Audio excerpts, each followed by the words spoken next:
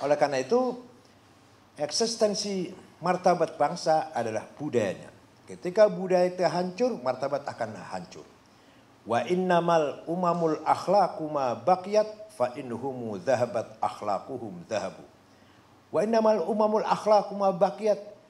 Eksistensi martabat sebuah umat atau bangsa tergantung budayanya. Budayanya hancur, harga umat itu akan rendah, akan hancur, akan hilang. Tadi Pak Agus sudah menyinggung tadi. Coba syairnya kenapa gak mengatakan wa innamal umamul adyanu ma baqiyat fa inhumu dhahabat adyanuhum dhahabu. Eksistensi bangsa tergantung agamanya. Kalau agamanya kuat, mau kuat bangsa itu. Kalau agamanya hancur agama itu. Enggak tuh. Ngomongnya apa? Bunyinya tadi. Wa innamal umamul akhlaqu ma baqiyat fa inhumu dhahabat akhlaquhum dhahabu. Budayanya, karakternya.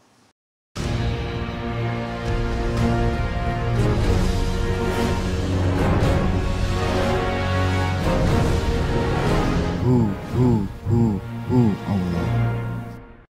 Manusia itu eksistensinya paling utama adalah hati. Hati yang aktif namanya dzauq. Bahkan dalam Al-Quran tidak ada namanya aklun. Lapal aklun sebagai kata benda isim nggak ada. Ada kolbun ada. Nah, akal itu operasinya, aktivitas kolom. Makanya ada kata kerja, fi'il ta'qilun, ya'qilun, na'qilu. Mereka berpikir, kamu berpikir, kami berpikir. Tapi kata-kata yang namanya akal nggak ada di Quran. Hanya kolbun hati.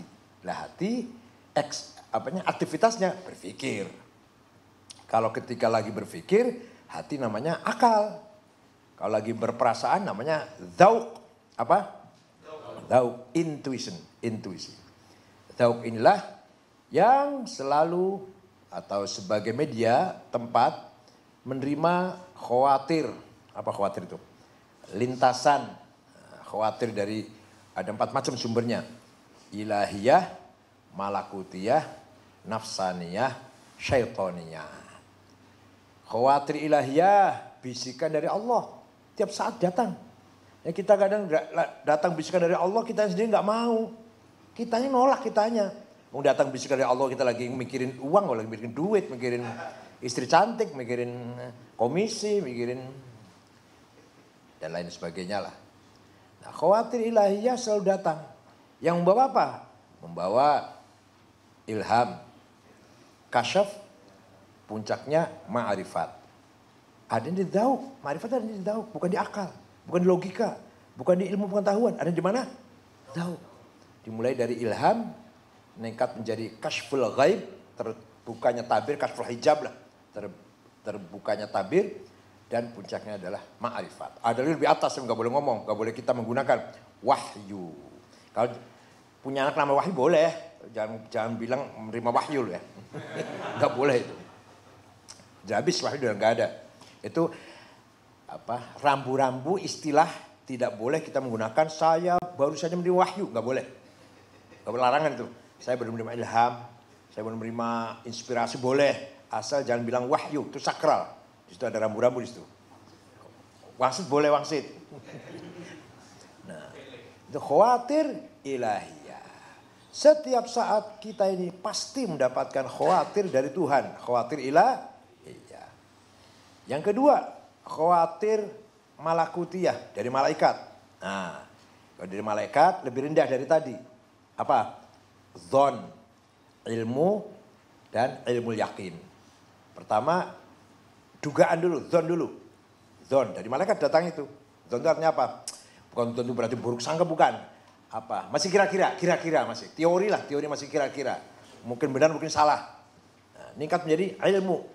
Ilmu masih ada lagi, ilmu yakin atau ilmu haq. Ilmu yang paling benar. Itu dari malaikat datangnya. Mentok pada ilmu laduni, min ladunni ilma. Ilmu yang langsung datang dari Allah. Dikasihkan pada hambanya yang dikehendaki. Itu yang positif. Mudah-mudahan semuanya ini orang-orang ahli. Khawatir malakutiyah, khawatir ilahiyah.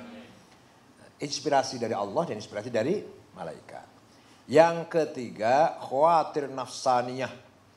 Khawatir datang dari interest dan hasrat. interest, isinya kepentingan, ambisius, egois, harus jadi ketua, harus pemimpin, harus komandan, harus di depan, harus di atas, nggak mau di belakang, harus menang, nggak mau kalah. Dengan segala cara maksudnya. Namanya khawatir nafsaniyah. Yang kedua, khawatir ghadabiyah. Khawatir nafsaniyah namanya ghadabiyah. Yang kedua syahwatiyah. Harus kaya, harus istri cantik, harus bukan hanya nggak cukup satu lagi istrinya. Nggak apa-apa. Tapi dorongannya dari nafsu itu nggak apa-apa. Istrinya kawin nikah sah lo ya. Harus 4 istrinya cantik, nggak apa-apa. Tapi datangnya dari nafsu syahwatiyah. Harus makan enak, tidur enak, rumah besar, mobil mewah. Dan dari nafsu nafsaniyah syahwatiyah. Kalau kita bisa mengendalikan, memanagenya baik. Kalau tidak memanage, kalau kita tidak mampu memanagenya maka menjadi godaan namanya. Godaan nafsu. Yang terakhir, khawatir syaitoniyah. Yang paling ringan setan itu. Kenapa? Setan itu bisa cuma yuwaswisu fi sudurin nas. Menggelitik, menggoda, mengganggu. Gak mungkin setan ngasih Anda sampai proposal sedetail-detailnya, gak mungkin. Cuma kita mau bener, ayo belok yuk, gitu kira-kira. Ayo belok yuk. Kalau kita lawan, hilang, lari setan. Nanti datang lagi, goda lagi. Kalau dari nafsu tadi, bisa dipaparkan dengan rinci, detail, rencana yang matang. 2 bulan kemudian terjadi, itu namanya bukan dari setan. Setanmu gila-gila kepala, pinter banget orang ini saja gak bisa. Maka menjadi syayatin menjadi. Gurunya maha gurunya setan jadinya. Nah, dzauq inilah sumber segala inspirasi. Baik maupun buruk, benar maupun salah. Nah, oleh karena itu karakter itu lahirnya dari dzauq. Lahirnya dari intuisi karakter itu. Nanti kalau punya karakter yang kokoh, yang kuat, terbangun pada diri kita siapa saya, siapa kita, harus bagaimana, harus visi misinya apa, baru membutuhkan skill, membutuhkan ilmu pengetahuan. Ya, ilmu itu nomor 2, ilmu itu belakangan, karakter dulu, kepribadian dulu, jati diri dulu. Jati diri dan karakter ini terbangun dari budaya kita. Baik budaya yang kita warisi dari kakek nenek moyang yang telah mendahului kita, maupun kita menciptakan budaya baru. Kita tunggu kecerdasan intuisi kita. Kecerdasan intuisi Anda ini sampai di mana?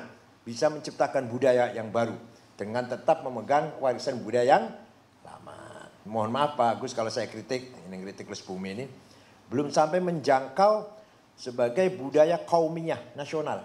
Baru Jawa sentris ini. Jawa enggak, baru Jawa ya? Ya Lampung Jawa lah, Lampung Jawa itu. Lampung Jawa itu. Coba bagaimana coba kira-kira budaya Sumatera seperti apa, Melayu atau Bengku. Lampung yang suku Lampung juga ada, suku Lampung. Suku Lampung seperti apa ya, suku Melayu kayak apa, suku Batak kayak apa, Nanti Dayak kayak apa, Bugis kayak apa gitu loh. Jangan hanya Jawa sentris. Yang tadi yang kita rasakan tadi semangatnya semangat Jawa sentris. Ya nggak apa-apa, masih sampai di situ alhamdulillah. Tapi jangan berhenti di situ yang saya maksud. Supaya hubbul waton, bukan hubbul Jawa. Hubbul waton. Bukan hanya hubbul Jawa. Ya harus diusahakan Pak Agus, diusahakan. Ayo bagaimana menghidupkan budaya-budaya kita menguasailah. Nah, oleh karena itu eksistensi martabat bangsa adalah budayanya. Ketika budaya itu hancur, martabat akan hancur. Wa innamal umamul akhlaqu ma baqiyat fa inhumu dhahabat akhlaquhum dhahabu. Wa innamal umamul akhlaqu ma baqiyat. Eksistensi martabat sebuah umat atau bangsa tergantung budayanya. Budayanya hancur, harga umat itu akan rendah, akan hancur, akan hilang. Tadi Pak Agus sudah menyinggung tadi. Coba syairnya kenapa gak mengatakan wa innamal umamul adyanu ma baqiyat fa inhumu dhahabat adyanuhum dhahabu. Eksistensi bangsa tergantung agamanya. Kalau agamanya kuat, mau kuat bangsa itu. Kalau agamanya hancur agama itu. Enggak tuh. Ngomongnya apa? Bunyinya tadi. Wa innamal umamul akhlaqu ma baqiyat fa inhumu dhahabat akhlaquhum dhahabu. Budayanya, karakternya. Ternyata betul. Jepang itu sangat kuat pegang budaya. Walaupun teologinya kita gak setuju. Musyrik mereka, musyrikin lah ya. Nggak tauhid. Tapi mereka kenapa eksis? Budayanya. Mengapa Tiongkok budayanya masih eksis dan kuat? Budayanya. Agamanya salah kabeh lah. Agamanya salah kabeh. Kita paling bener lah, udahlah. Mengapa misalkan Thailand agamanya budaya kuat juga kan? Hasil itulah. Jadi eksistensi martabat umat atau bangsa ini budayanya. Memang teologi penting, itu masalah agama. Teologi kita penting. Bahkan teologi itu kita dan orang Arab sama. Rukun imannya sama. Syariatnya sama. Sholat 5 waktu, puasa Ramadan, haji, umroh, zakat sama dengan orang Arab. Tapi bicara budaya, kita jauh lebih unggul daripada orang Arab. Orang Arab yang gagal berbangsa, gagal hidup bersama, gagal membangun kebersamaan. Perang saudara 40 tahun sudah. Yang korban sudah 1,5 juta. 40 tahun sudah. Irak, Suriah, Afghanistan, Libya, Somali, Tunis, Mesir masih kadang-kadang masih meletup masih. Padahal Mesir yang paling beradab lah. Libanon. Terus perang saudara terus. Sama-sama sewarga negara, sama-sama agama.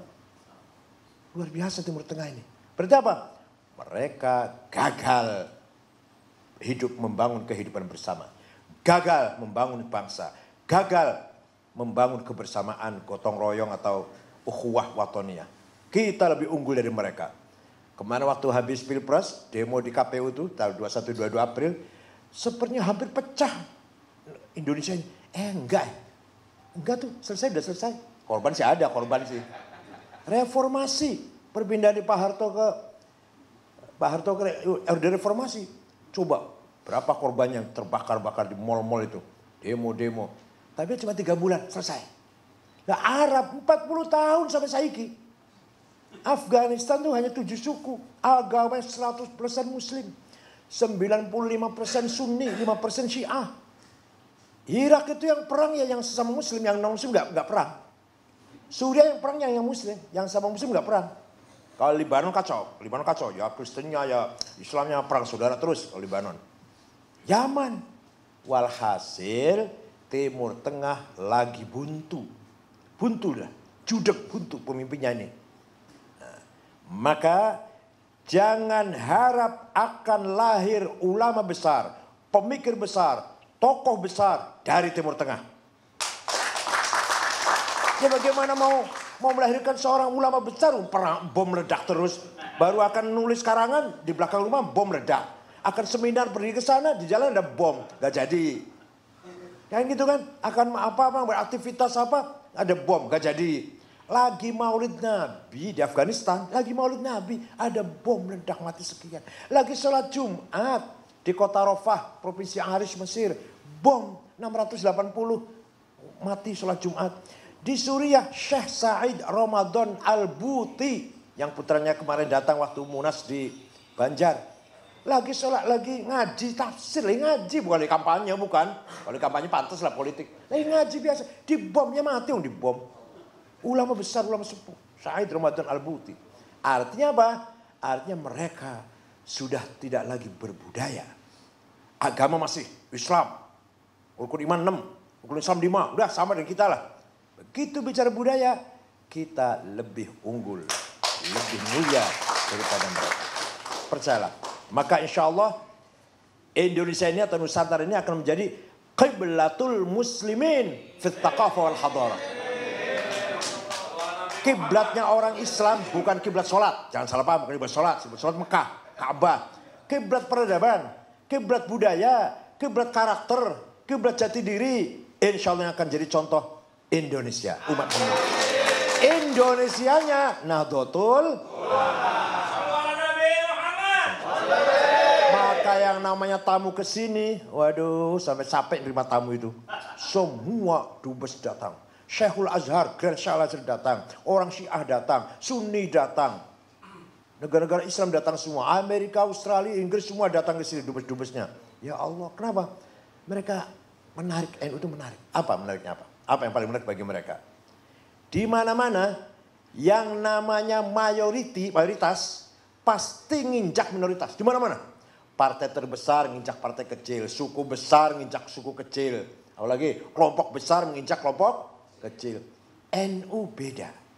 NU walaupun besar justru melindungi yang kecil. Setiap Natal Banser jaga gereja. Bukan apa-apa. Karena kita terpanggil melindungi minoritas. Melindungi orang yang lagi ketakutan lah. Lagi kekhawatiran, lagi ada deg-degan. Khawatir, ayo kita lindungi.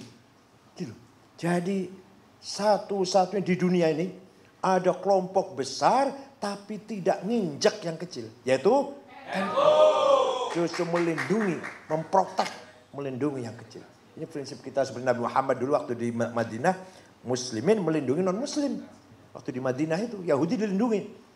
Malah ada perjanjian yang Nabi Muhammad melindungi Nasara Najran. Orang Kristen di kota Najran dilindungi, diberi kebebasan. Bahkan ketika membangun gereja, orang Islam silahkan membantu. Itu gak saya bawa tagnya, gak saya bawa, ada itu tagnya itu. Wathiqah Najran. Bukan Wathiqah Madinah, ada lagi. Wathiqah Najran. Di Najran pusatnya Kristen waktu itu di Jazirah Arabia. Itu mendapat perlindungan, kebebasan, protek dari Nabi Muhammad. Bahkan ketika ada bangun gereja dan rupanya butuh bantuan, silakan orang umat Islam membantu. Ya Allah. Begitu pula waktu Nabi Muhammad dapat kiriman hadiah, tapi jangan ditiru oleh Pak Agus, nggak boleh sekarang. Hadiahnya perempuan cantik dari gubernur Mesir, Mukaukis yang Kristen itu. Dikirimi perempuan dua, Maria Al-Qibtiyah dan Shirin. Nah rupanya cantik Maria, maka Nabi Muhammad ngambil Maria. Yang Shirin kurang cantik dikasih kepada Hasan bin Thabit. Sahabat Hasan bin Thabit.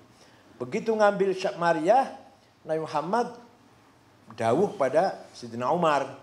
Umar, Islam nanti akan tersebar sampai ke Mesir berkat perjuanganmu Umar.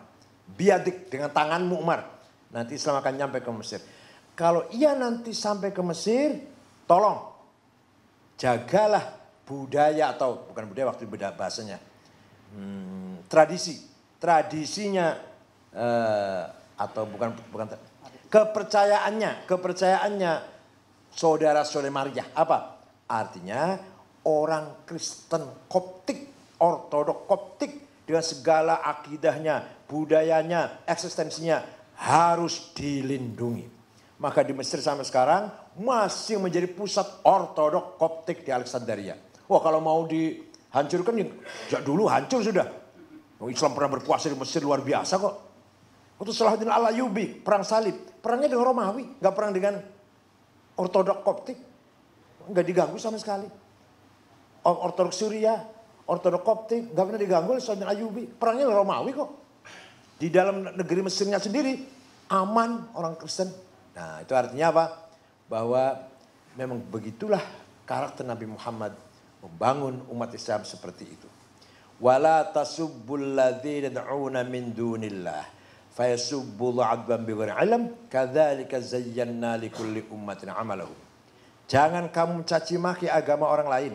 Nanti mereka mencaci maki Allah. Saling mencaci maki nanti isinya. Kadzalika zayyana amalahum. Demikianlah aku jadikan setiap umat likulli ummatin amalahum.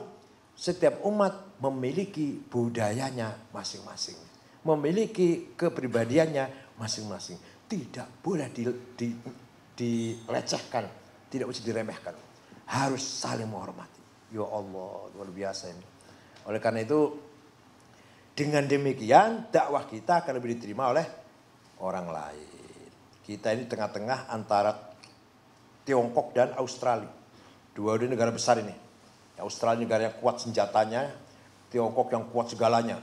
Kalau kita tidak pandai-pandai membawa sikap kita yang moderat, yang toleran, yang menghormati satu sama lain, sudah menjadi sasaran tembak oleh Cina, oleh Tiongkok atau Australia. Tapi kita menjaga, mengawal eksistensi umat Islam Indonesia dengan sikap moderat, sikap toleran, sikap yang menjunjung tinggi persaudaraan, damai, ta'awun, tafahum, taqarub, saling pengertian, saling menghormati, dan saling gotong royong, saling menghargai. Maka RRC penuh hormat dengan NU, Australia penuh hormat dengan NU. Betul. Nah, alhamdulillah kita masih mempertahankan budaya warisan lama. Salah satunya adalah di setiap desa, takhtitul mudun, khitohnya membangun desa atau kota itu masjid, balai desa atau balai kota, alun-alun, tambahan terakhir madrasah. Bukan SD, bukan. SD nanti jauh, dekat kuburan, kalau SD dekat kuburan. Betul, betul. Masjid, agama, balai desa atau balai kota apa? Pemerintahan, alun-alun, rakyat. Belakangan, madrasah. Tidak ada di Timur Tengah seperti ini. Gak ada. Hanya di Indonesia kita ini begitu. Mengintegrat antara agama, ulama, masjid, pemerintah, politik, balai kota atau balai desa, dan rakyat, alun-alun. Tempat berkumpulnya rakyat banyak. Luar biasa itu filosofinya itu. Belum lagi, banyak sekali. Terutama yang belakangan saja deh, contoh yang belakangan. Idenya Kiai Wahab, silaturahim setelah hari lebaran dinamakan halal bil hal. Itu Kiai Wahab itu. Orang Arab bengong, opo mana hal bil halal. Halal yang ngerti, halal bil halal ngerti. Tapi menjadi arti seremonial, haflah, resep, celebrate ya. Dalam acara saling silaturahim itu baru Indonesia. Di Timur Tengah nggak ada. Jadi hal bil hal itu kalimatnya bahasa Arab, tapi maknanya budaya Nusantara, lokal. Nusantara, bukan ya, Malaysia juga pakai, Brunei pakai halal. Jadi luar biasa itu Kiai Wahab itu. Belum lagi Darussalam. Indonesia adalah Darussalam, keputusan muktamar tahun 30-an Banjarmasin. Di kitab fikih itu yang ada Darul Islam, Darul Kufur, Darul Sulah. Negara Islam, negara musuh, negara kafir atau negara non muslim yang lagi damai dengan negara Islam. Nah, Darussulah. Kita tiga-tiganya nggak pakai. Namanya Darussalam, negara yang damai. Masya Allah. Itu kiai-kiai loh istilahnya itu. Dikira kiai bisanya cuma tahlilan apa? Luar biasa. Nah, oleh karena itu, mari kita beragama dengan total, berbudaya dengan maksimal. Ayo bunyi bareng yuk. Beragama total, berbudaya maksimal. Contohnya Gus Dur. Gus Dur itu beragama total. Gus Dur beragama Islam luar biasa tuh, nggak mau kalau bukan Islam dikit pun. Tapi berbudaya maksimal. Maka agamanya Gus Dur adalah budayanya. Budaya Gus Dur adalah agamanya. Udah nggak bisa dipisahkan antara agama dan budaya. Mudah-mudahan Tes Bumi bisa mengembangkan sayapnya sampai keluar Jawa terutama. Supaya betul-betul bagaimana namanya kaumiyah watonnya. Hubbul waton bukan hubbul Jawa. Hubbul waton iman. Ya ayolah budayanya masyarakat luar Jawa harus kita bangkitkan Pak Agus. Gimana kita panggil budayawan dari luar Jawa dan terobosan-terobosan harus kita lakukan. Supaya tidak kelihatan kesannya Jawa sentris gitulah, supaya nggak kelihatan itu. Bila perlu yang dari Lampung, yang datang orang Lampung, jangan orang Jawa. Ini Lampung asli? Oh, karena sekarang istilahnya Lampung itu katanya Jawa Utara. Jawa Barat, Jawa Tengah, Jawa Timur, Jawa Utara itu Lampung. ya artinya Jawa itu pulau, maksudnya pulau, bukan suku. Pulau Jawa termasuk Sunda yang ada ini. Belum sampai ke budayanya Melayu, Batak, suku Lampung, suku Bengkulu, kemudian Sasak, Nasana di NTB, suku Sasak, Bogis, dan seterusnya lah. Supaya kita betul-betul hubbul waton, bukan hubbul Jawa. Seperti NU sendirilah, NU di mana-mana kan ada. Dimanapun di mana ada Islam itu ada NU. Nah, begitu pula supaya di mana ada Islam, di situ ada Les Bumi. Mari kita doakan. Mudah-mudahan asrama apa? Ya, bisa menjadi batu loncatan untuk kita lebih meloncat, lebih terbang, lebih jauh lagi. Wasyu'ara'u yattabi'umul ghawun. Para seniman itu sering mengikuti hawa nafsunya. Alam taro annahum yaquluna ma la yaf'alun. Coba lihat kamu. Para seniman itu sering mengucapkan kata-kata yang gak dikerjakan. Ini Quran ini. Quran ini kira aku ngarang apa? Wa annahum fi kulli wadi yahimun. Para seniman itu sering mengembara dari lembah ke lembah yang lain. Enggak karu-karuan belum mengembara. Illalladzina amanu wa amilus solihati wa dzakarullaha katsira. Kecuali les bumi. Yang seninya untuk menebalkan iman. Seninya untuk mendorong, memotivasi kita semua banyak berzikir kepada Allah. Amin. Beramal soleh. Illalladzina amanu wa amilus solihat wa dzakarullaha katsiran. Jadi rata-rata seniman itu yang ngomong ngawur, nggak jelas, ngomong tapi nggak dilakoni. Itu kata Quran. Kecuali kalau seninya untuk membangun keimanan, beramal soleh, mendorong zikir lebih banyak lagi kepada Allah. Ya harus bumi itu, kalau nggak bumi nggak mungkin tuh. Selamat atas berdirinya apa nih? Asrama. Mudah-mudahan Allah wafakumullah zahir wa batinan. Ya'khudh bi aydikum fi salah wal khair wal barakah. Yahfazkum min ahad wal afat wal fitan. Wa huwal muwaffiq lakum at-thariq. Wassalamu alaikum warahmatullahi wabarakatuh.